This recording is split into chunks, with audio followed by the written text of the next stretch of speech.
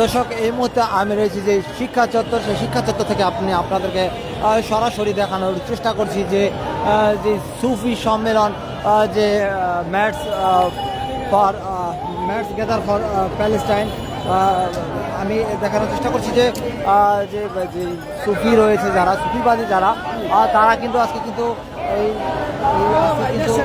যে ফিলিস্তিনের পক্ষে এবং ফিলিস্তিনের যে নির্যাতিত মুসলিমদের পক্ষে কিন্তু আজকে তারা কিন্তু রাজপথে অবস্থান করছেন এবং তারা কিন্তু জাতীয় প্রেস ক্লাবের সামনে থেকে তারা কিন্তু এই পর্যন্ত, এই হাইকোর্টের মাদার গেট পর্যন্ত তারা কিন্তু সম্পূর্ণ সড়কটিতে কিন্তু তারা অবস্থান করছেন এবং তারা কিন্তু লোকারণ্য হয়ে গেছেন এবং তারা কিন্তু যে স্লোগান দিচ্ছেন এবং তারা বলছেন যে তারা যে ফিলিস্তিনের পক্ষে আছেন এবং ফিলিস্তিনের যে নির্যাতিত নিপীড়িত মানুষ রয়েছে তাদের পক্ষে কিন্তু তারা আছেন, এমন তার স্লোগান যে তাদের সমর্থনে কিন্তু আজকে এই সুফিরা কিন্তু আজকে যে রাজপথে তারা অবস্থান করছেন।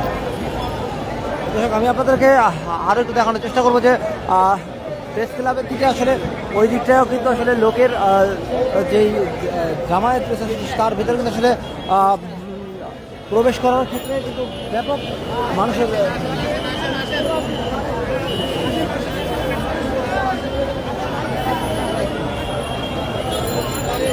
এবং তারা সড়কে অবস্থান করছেন এবং তারা কিন্তু আজকে দুপুর 12টা পর্যন্ত এই সড়কে অবস্থান করবেন এমনটাই আমাদেরকে জানিয়েছেন।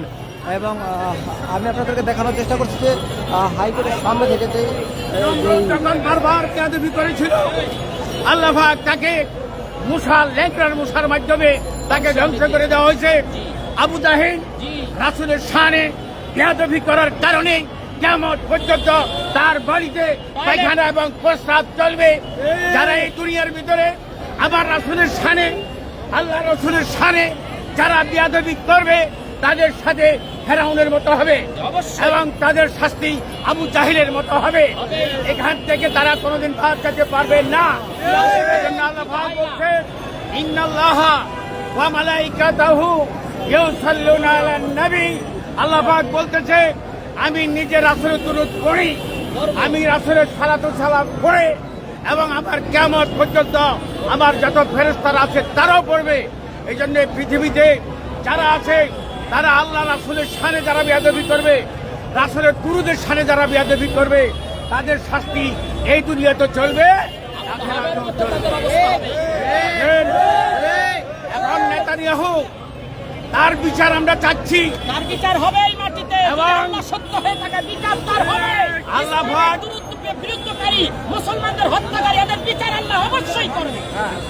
আল্লাহ পাক যেভাবে ফেরাউনের বিচার করেছে, যেভাবে নমরুদের বিচার করেছে, যেভাবে আবু জাহিলের বিচার করেছে, আমরা সারা পৃথিবীর মুসলমান ভাই বোনেরা চাচ্ছি নমরুদের বিচার যেভাবে হয়েছে এই নেতানিয়াহুর বিচার যেন আল্লাহ পাক সেভাবে করেন। তার এই খেলা আজকে বাংলাদেশের টেকনাফ থেকে তেঁতুলিয়াতে সারা বিশ্বের মুসলমান ভাইয়েরা আজকে এখানে গণজমায়েত হয়েছে। আল্লাহ যেন এই গণজমায়েতকে আল্লাহ যেন কবুল করে, আমাদের মুনাজাতকে যেন আল্লাহ কবুল করে।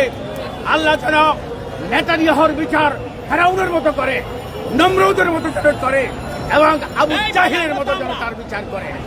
আমরা মোহাম্মদপুর আহলে সুন্নাত ওয়াল জামাতের থেকে এসেছি।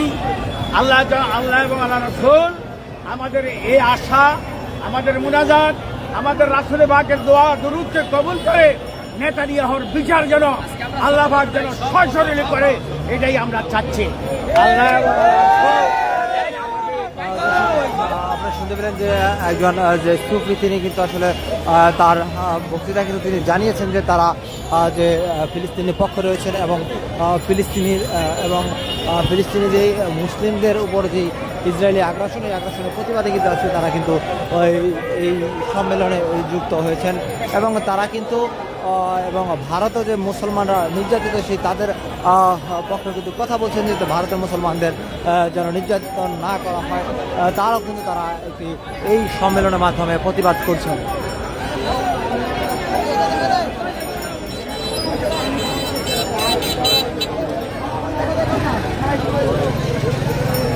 দর্শক আমি এই মুহূর্তে আপনাদেরকে শিক্ষা চত্বরের ঠিক সরাসরি দেখানোর চেষ্টা করবো যে সুফি সম্মেলন যে সুফি বা যারা রয়েছে তারা কিন্তু ফিলিস্তিনের পক্ষে কিন্তু আজকে সরাসরি অবস্থান করছেন এবং যে আগ্রাসনের বিরুদ্ধে কিন্তু তারা কিন্তু স্লোগানে মুখরিত এবং তারা কিন্তু যেই মুসলমানরা যে নির্যাতিত নিচ্ছে তাদের পক্ষে কিন্তু তারা কথা বলছে এবং ভারতের যে মুসলমানরা নির্যাতিত এবং যে ভারতের প্রধানমন্ত্রীর বিরুদ্ধে কিন্তু তারা কিন্তু স্লোগান দিয়ে কথা বলছে।